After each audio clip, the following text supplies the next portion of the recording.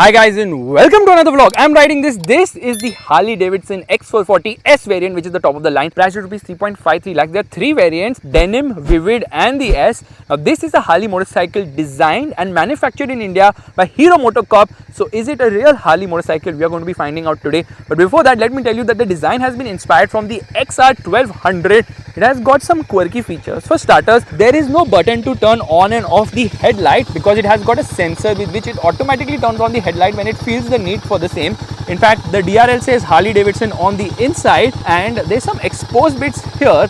Meanwhile, this is the low beam, I believe. In fact, I will just put my hand here, and when I do that, you will notice that the headlight will turn on. I remove my hand and there it turns off. So the light sensor actually works with your hand as well. So fingers of truth are actually helpful there. Now this motorcycle has a classic sort of a design. If you notice, round headlight, round indicators with Harley-Davidson logo right there, and everything seems to be LED to me at the moment. Especially this one is so bright now, it's crazy. Upside down forks, 43 mm, and these tires actually have a design which is similar to Harley-Davidson's retro motorcycles, the older motorcycles, but they are very much road tires. They are made by MRF, known as Zapper Hike, and grip levels are okay because MRF, of course. 320 mm disc up front, Vibri brakes, 190/18 size of the tire at the front. If you notice, the alloy wheel has this sort of a design, sort of a machine finish, because the top variant gets that. The lower variant does not get that sort of machine finish. It actually gets alloy wheels, but the base variant gets spoke wheels. The design obviously is kind of weird, especially from here. I mean, what is this design?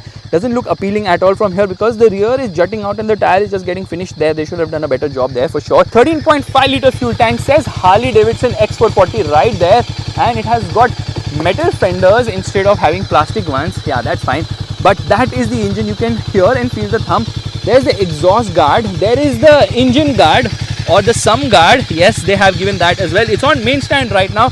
The pegs are a little front set, of course, and this exhaust also has a guard here, so you don't feel that chatka if you manage to hit it, of course. Dual springs at the rear, so not a monoshock suspension, which is fine.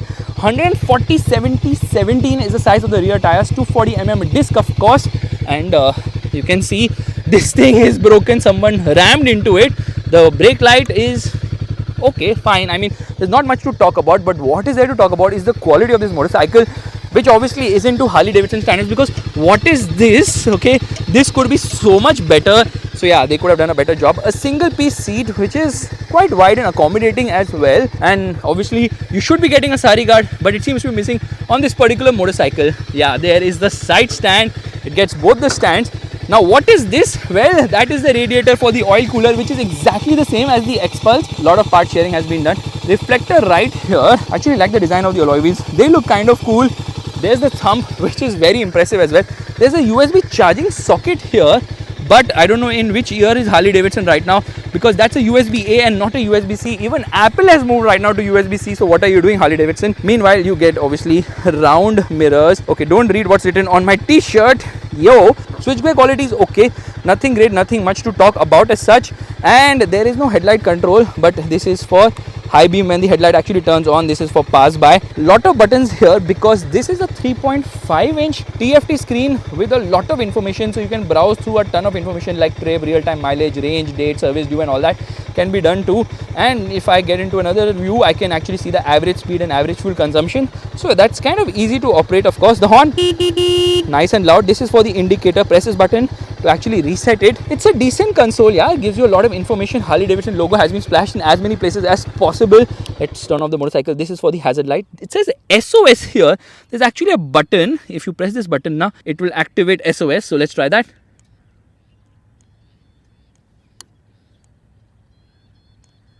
Before that, I think I need to turn on the motorcycle. What the hell? The lesson in life is that no matter where you are, you have to save your own self, because this motorcycle is not going to save me right now. SOS is not working, but it has got connected features. Because of the connected features, this particular motorcycle has got geofencing. If you drop the motorcycle, it will give you a notification, and all that has been given, of course. It is actually a decently comfortable motorcycle for someone as tall as me. Let's rev it. Oh, red line comes in at 7,000 RPM.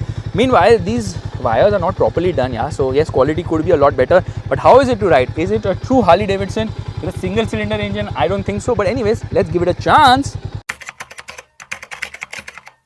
Okay, let's start riding. Let me turn on the motorcycle. Shows me the Harley logo. Side stand indicators also given, which is cool. And here we are into first gear and off we go. I'll be honest with you, the specs are very disappointing of this motorcycle, but when you ride it now, it actually pleases you because this motorcycle is more than specs. It's all about the torque of this motorcycle. In fact, here I'm going to slow down, and we are at what speed now? 20 kilometers per hour. Okay, now 10. I'm in third gear, knocking below 20 kilometers per hour, but then it's very tractable the motor, so I'm going to shift to fifth gear at 30 kilometers per hour. Okay, engine feeling a little uneasy, but it is managing to ride properly after 40 kilometers per hour in fifth gear, which is quite nice. So I got into sixth gear at 45 kilometers per hour. Not bad at all. Okay, let's just downshift, get into third, get into second.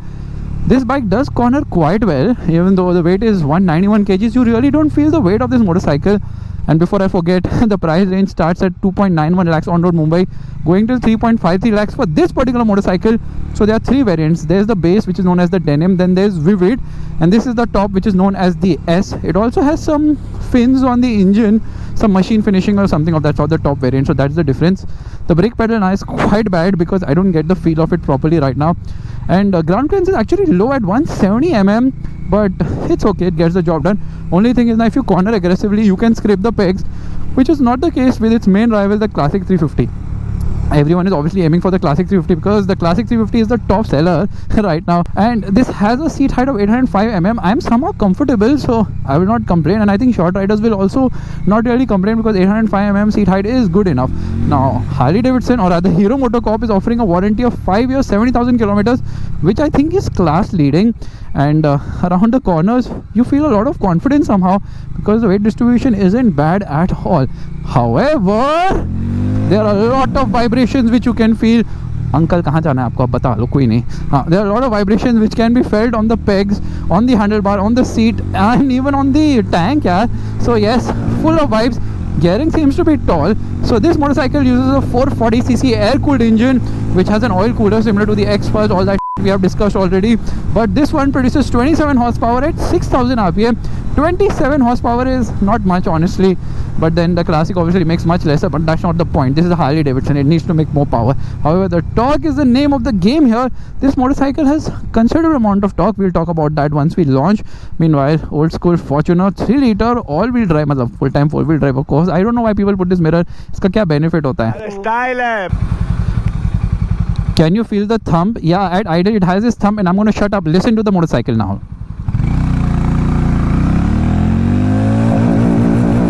First gear 51, second gear 74 kilometers per hour, and in third gear it does 100 kilometers per hour. But you know, obviously on the GPS it will not be doing 100 because of speedo error, so that actually slows down the 0 to 100 kilometers per hour timing. Fourth gear it does 120 kilometers per hour, and in fifth gear I'm gonna bouncy, yeah baby. Yeah, now it's kind of dead. So till 120 kilometers per hour, pace is actually brisk enough, and beyond that it slows down. Fifth gear it does 130 kilometers per hour into sixth gear, and then I think it will do around 140 or something of that sort, but you really need a lot of road to do that and very little wind, and obviously there's a lot of wind blast. So this motorcycle makes 38 Newton meters of torque in 6th gear now. While riding I find it very tractable. 100 kilometers per hour cruising, easy peasy. In fact, you can even cruise at 110 kilometers per hour, not a problem at all. 115 too, engine is still in its element. Even 120 isn't bad. After that the engine is kind of dead, not kind of, it's completely dead. So how did they manage to make this motorcycle decently fun to ride? Simply by giving it a lot of torque lower down. That 38 Newton meters peaks at 4000 rpm, which is quite low, and redline comes in at around I think 6,500 rpm, somewhere around that. So not a very high revving engine, but definitely higher revving or faster revving than say a Royal Enfield Classic, because the Classic obviously is very slow revving.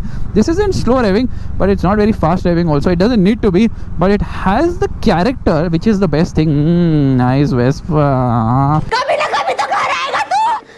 High tides and summer vibes. Nice. Okay, don't distract yourself, Faisal. Focus. How do you filter through traffic? Okay, we are stuck here, never mind. Please let me go, dude. Thank you so much. Yeah, tires have decent amount of grip, and then I can obviously take it here as well if I so wish. Riding a bit off-road, not a problem. Yeah, and off we go. The torque is unbelievable. Okay, first neutral, gearbox is slick shifting, clutch is not heavy. I thought it's going to be heavy, but not heavy. And I like the fact that it has a slipper assist feature as well. Now we're going to go down to get some bit of aerodynamics to contend with wind blast. And now let's see what top speed it does. The Harley logo on the cluster is actually illuminated. Not bad at all. And yeah, it kind of is dead. Not kind of, it's completely dead. And the front end is so freaking all over the place at 130 kilometers per hour. Yeah, the front end is very loose on this motorcycle. It's just wobbling everywhere, in spite of the fact it has got upside down forks. Now 90% of torque comes in at just 2000 rpm, so 2 to 4000 rpm is the sweet spot.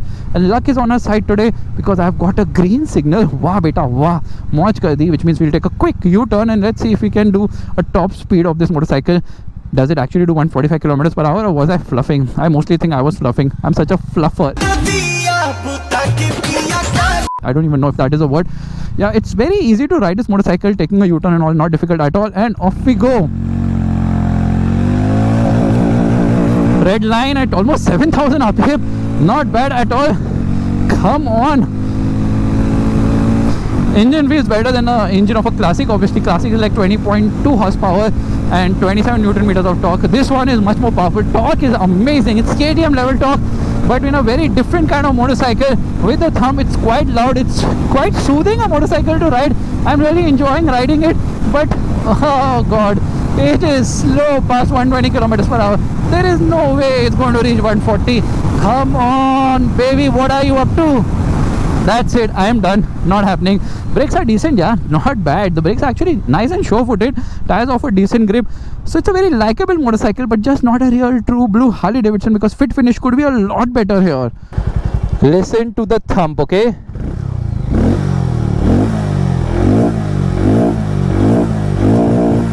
Oh my god, my and butts and everything is vibrating like crazy, because obviously there's so many vibes. Single cylinder motorcycles for this price, I mean. Okay, here we are into first gear. Let's go. Wooly booly boo.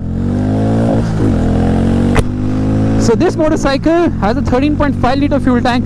It will give you a fuel efficiency of around 28-30 kilometers per liter, which isn't bad at all. This motorcycle is not to be ridden at the red line. That's not its comfort. I mean, it doesn't feel comfortable there.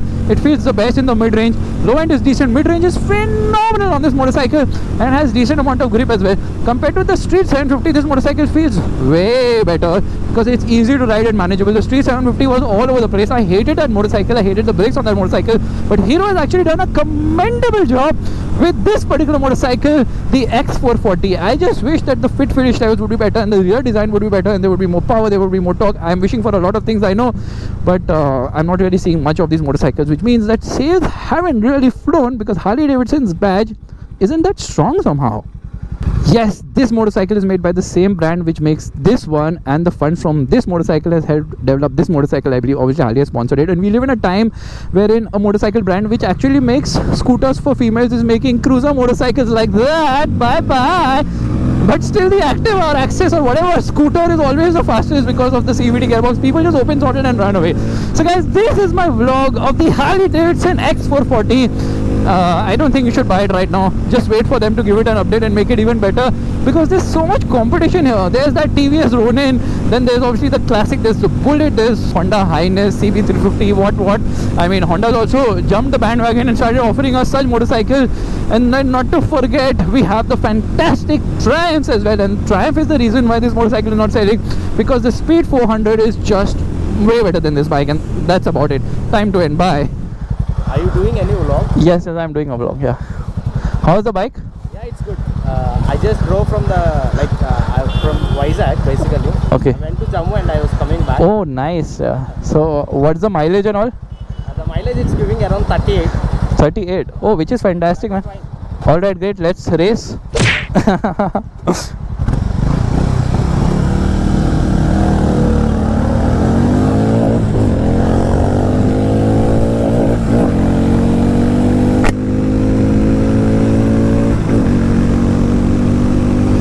They say you meet the nicest people on motorcycles. I can't disagree.